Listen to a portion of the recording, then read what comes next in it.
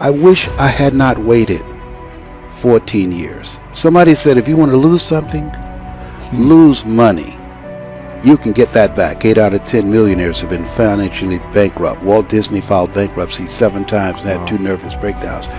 But don't lose time. There were 14 years I sat on the sideline. 14 years I said, I don't have an investor in me like Tony Robbins. 14 years that said, I don't have an MBA or a PhD, and I can't compete with these guys. I have the complexion of rejection.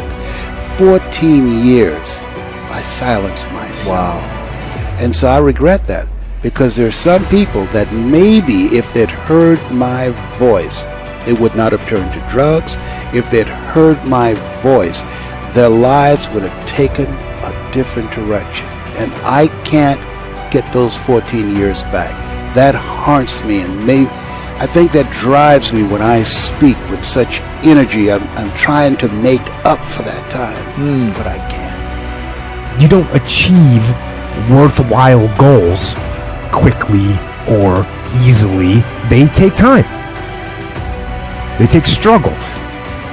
They take relentless pursuit day in and day out. That's what it takes. But also, things don't usually fall apart quickly either. At least at first, it's a slow process. A little slip here, a little setback over there, a little wearing down of discipline and will over time. That's the thing. Success and failure are generally slow processes. Either slowly building things up or gradually tearing them down. And that's why I say you've got to pay attention. You have to watch. You have to watch every single second. Because those seconds, they turn into minutes. And minutes turn into hours, and hours turn into days, and days turn into years. And so, that second that just went by, that counted. And so did that second. And so did that one. And in those precious seconds, you were either building or you were decaying. You were either gaining ground or you were losing ground in that second, and in every second. Every second counts. So make every second count. Should be afraid of taking risks and pursuing something meaningful. But you should be more afraid of staying where you are if it's making you miserable.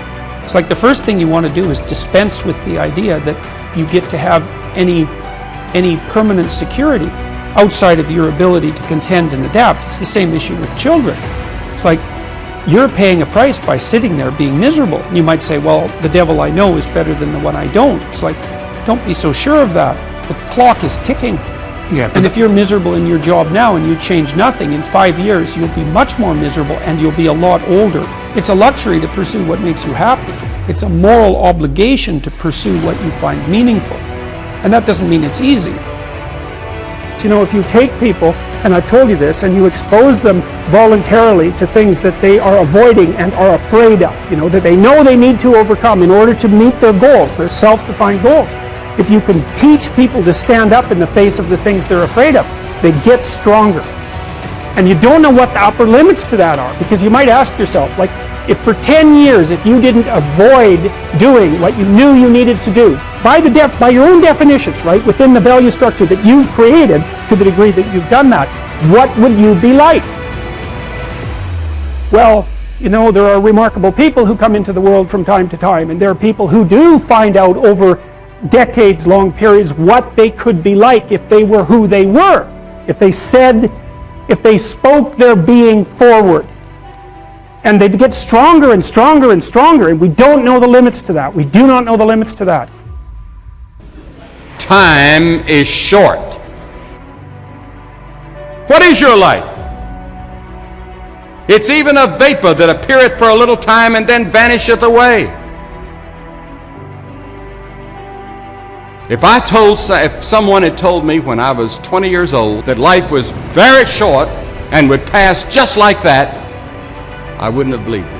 And if I tell you that, you don't believe it either. I cannot get young people to understand how brief life is, how quickly it passes. It seems like yesterday I was in school.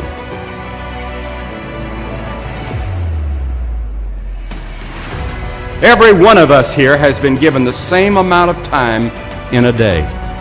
1,440 minutes a day, 168 hours per week. The days of our years are 80 years and 10. And if by reason of strength they are 80 years, yet is their strength labor and sorrow, for it is soon cut off, and we have passed away and cut off. 70 years God allows us. And it's interesting to me, with all of our medical science, we've never passed that magic mark. The average American male today lives 70 years and 4 months. The average female, 73 years and 6 months. More people live to be 70, but the average age of an American is still 70, as taught in the scriptures. Now, 70 years God allows us. Let's think a moment. What do we do with those 70 years? The first 15 are spent in childhood, and then 20 years we sleep. And then the last 5 years, physical limitations are curtailing your activities. They haven't curtailed mine yet, but my 5th year till 70 starts next year. Only 30 years left, and part of that time must be spent in eating meals, working, and figuring out your income tax, things like that.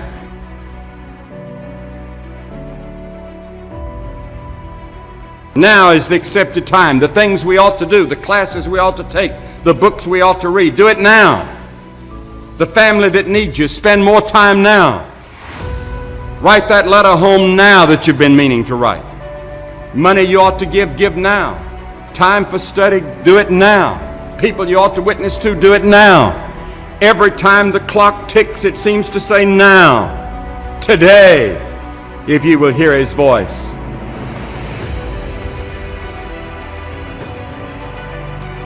There is the category of problems in life, and it ain't going anywhere. And so the question is, can you deal with the whole category at the same time?